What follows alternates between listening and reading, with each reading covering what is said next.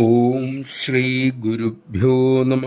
2001 ഗുജറാത്തിലുള്ള ഒരു ഭക്ത കുടുംബം, 2 മക്കളും അച്ഛനും അമ്മയും. അവിടെ നടന്ന ഭീകരമായ ഭൂമികുലുക്കത്തിൽ അമ്മയും മകനും മരിച്ചു. അച്ഛനും മകളും രക്ഷപ്പെട്ടു. ഏതാനും മിനിറ്റുകൾക്കകം സർവ്വതും നഷ്ടമായി. അദ്ദേഹം മകളുമായി തീവണ്ടിയിൽ വള്ളിക്കാവിലേക്ക് യാത്രയായി. അമ്മയെ കാണണം, ഇനിയുള്ള വഴി തേടണം. ആ യാത്രയിൽ അദ്ദേഹം തൻ്റെ ഭയങ്കരമായ ദുഃഖം സഹയാത്രികരോട് പറഞ്ഞില്ല.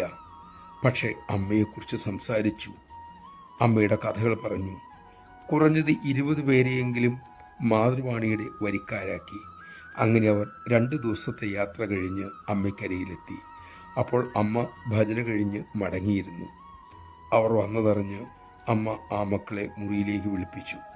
2 പേരെയും മടിയിൽ കിടത്തി അമ്മ തലോടി. തിരുമുഖത്തുകൂടി കണ്ണീർ കുടുകൂടെ ഒഴുകാൻ ആരംഭിച്ചു. ആ മക്കളുടെ ദുഃഖം അമ്മയുടെ തിരുമുഖത്ത് പ്രതിഫലിച്ചു. അദ്ദേഹം ചോദിച്ചു, അമ്മി, ഇനി ഞങ്ങൾ എന്താണ് ചെയ്യേണ്ടത്? അമ്മ വാത്സല്യപൂർവ്വം അരുളി, മക്കൾ കുറച്ചു കാലം ആശ്രമത്തിൽ താമസിക്കൂ. മോളുടെ ഉപരിപഠന കാര്യം അമ്മ നോക്കിക്കൊള്ളാം.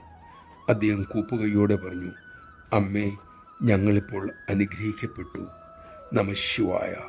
കടുത്ത ദുഃഖങ്ങളെ അമ്മയെ ആശ്രയിച്ച് മറികടക്കുന്ന അവരല്ലേ ശരിയായ ഭക്തർ, അമ്മയുടെ കൃപയ്ക്ക് അർഹതയുള്ളവർ.